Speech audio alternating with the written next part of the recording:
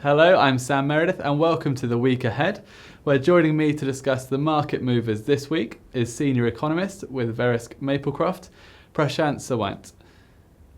India's Finance Minister Arun Jaitley said recently that he expects upcoming legislative change to boost the rate of growth above the 7 to 7.5% range. For an economy set to become the fastest growing in the world this year, can we expect to see India growing at an even faster rate? India certainly does have a potential to grow at, let's say, double-digit GDP growth rate, for sure.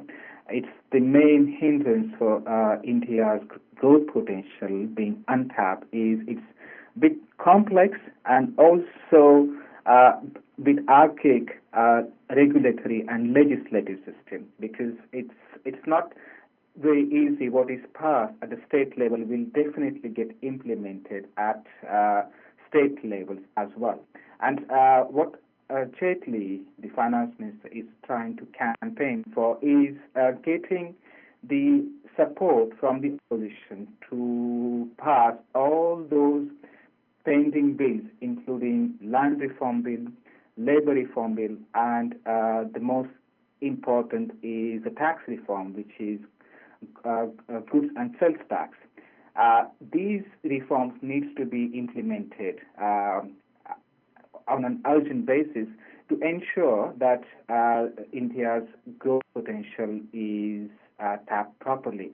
For instance, the projection is that if, let's say, goods and service tax is implemented, then the tax reforms will boost India's GDP by at least 2%. So if that gets passed, India's GDP will easily meet growth rate of, let's say, about 8 to 10% by the next 12 to 18 months. Germany's flash manufacturing PMI data is due to be released tomorrow morning, and though inflation has been rising, market sentiment appears somewhat unstable. What is your assessment of the German economy at this stage?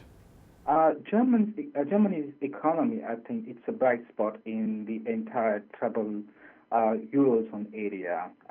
It has grown. It is expected to grow at least by 2% this year.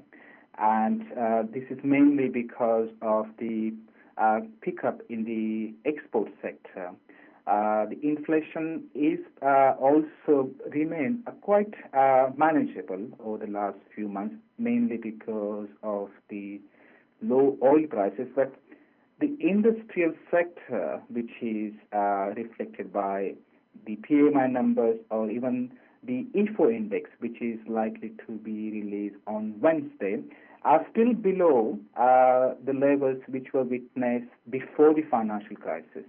And therefore, there is a cautious optimism surrounding Germany's economy, although it is one of the bellwether in the global economies. The surroundings are in the Eurozone area, especially Italy and Spain, where the growth is still struggling to pick up, is dragging down the growth in German economy. Lastly for today, what can traders and analysts alike be looking out for throughout the week? Are there any potential market movers in store? I think the biggest event to watch for is what's happening in Greece. It has almost become more like a political event than an economic event. It is most likely that the ECB and the apparatus in the Eurozone will ensure that Greek government manages to pay the IMF loan by the end of this month.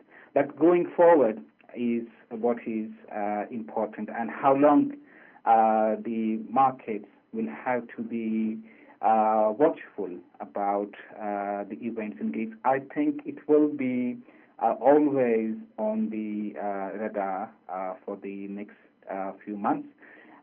There's also China's PMI index numbers are likely to be released on the 23rd. where again industrial growth is weak in China as well as the consumption growth, and that is also reinforce the fact that China is unlikely to grow at more than 7% this year. So more on the industrial and the growth perspective point of view, not very encouraging numbers. I don't expect on both the fronts. Thank you, Prashant. Be sure to check back to see how these market movers develop through the week with Monica Gibson for our wrap-up show on Friday. Goodbye for now.